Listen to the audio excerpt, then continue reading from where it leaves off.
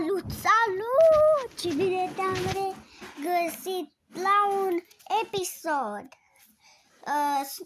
Astăzi o să ne jucăm 99 de nopți pe serverul meu privat. Pe serverul meu privat de 99 de nopți. În engleză se traduce 99 Night in the Forest. Hai să intrăm aici, pe serverul meu, și să-i dăm pac! Sper să ne bage, să nu ne arate o eroare sau ceva, crash sau ceva. Sper să nu iau crash.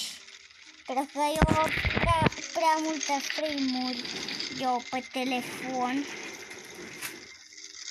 Când filmez, dar când nu filmez, e tot ok. Când filmez, e frame-uri. Deci, da.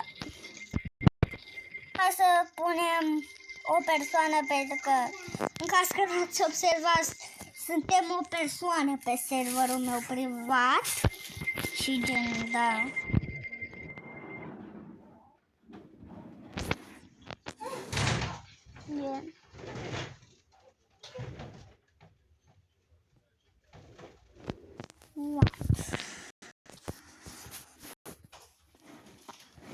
Și mulți m-ați întrebat, Ianis, în comentarii m-ați întrebat, Ianis, tu de ce nu mai postezi pe calculator?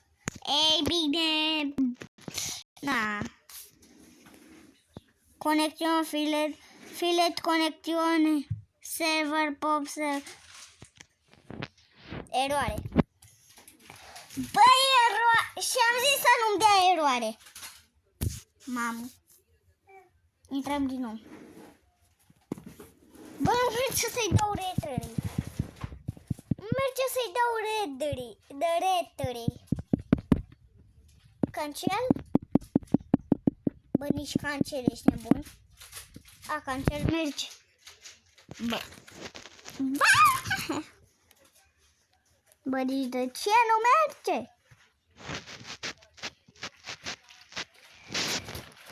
A, știu de ce nu merge.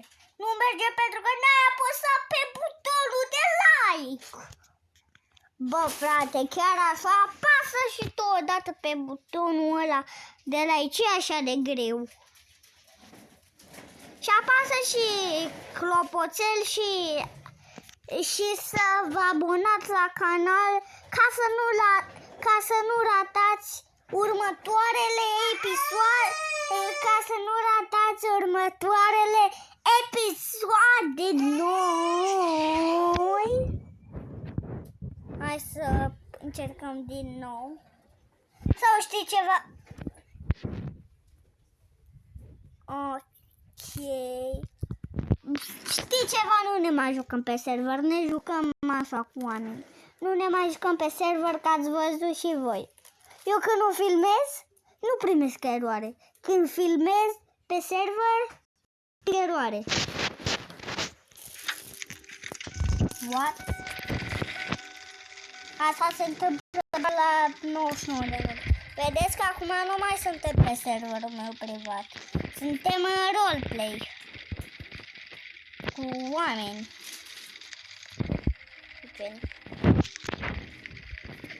Hai să ne ducem așa. Hai să punem și noi 5.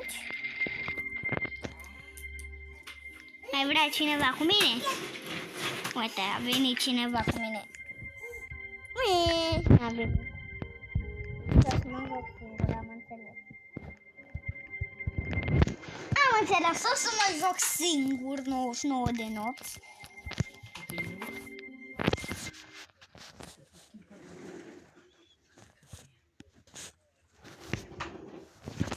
Și da, hai să stați așa un pic.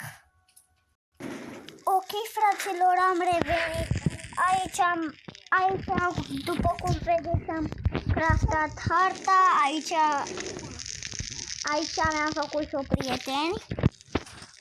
Și ei au dat focul ăsta, nu eu.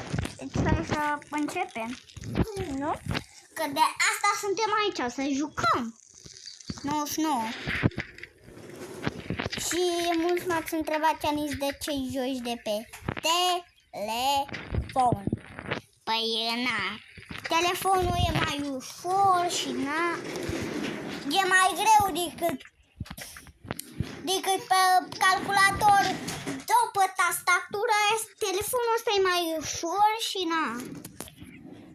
Este un Samsung Galaxy. Ok, stop. Să start plantăm. Ne ducem aici.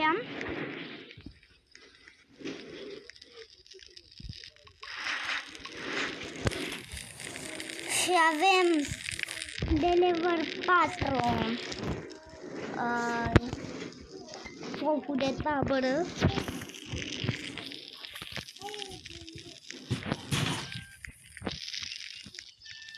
Și fraților, da, astăzi îți voi arăta un tutorial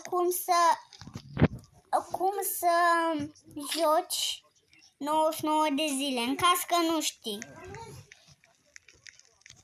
În primul rând, trebuie să luați toporul, să vă duceți la copacii ăștia mici, că vedeți, ăștia mari nu se tai, doar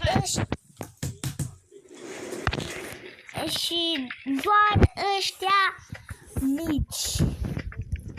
Da, deci. Și după ce ați bătut, luați sacul ăsta și îi luați în mână și apăsați stop. Și la astea mici apăsați plant și o să se planteze o floare sau ceva. Și apăsați stop la toate. Și după aia vă duceți la focul de tabără și apăsați un store. Asta se joacă și în jocul ăsta trebuie să eliberezi copilul. Poveste. Ia să ascultăm poveste. Bă, o să ne mănânce lupe. O să ne mănânce bufnița. Și noroc că am craftat o hartă să putem vedea.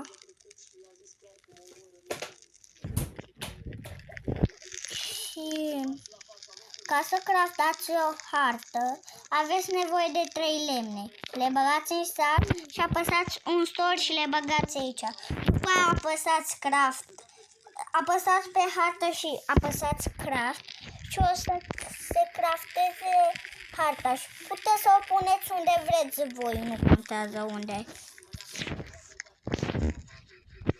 Și da, așa se joacă și mai am un singur lucru pe care trebuie să-l faceți, este să salvați toți copiii ăștia. Da, o să vedeți că o să fie niște lupi care o să vă mănânce. Și da, cam atâta cu acest episod. Eu sper că v-a plăcut. Dacă v-a plăcut, nu uitați să dați mare like, subscribe, clopoțel. Eu am fost Anis, ne vedem data viitoare și pa,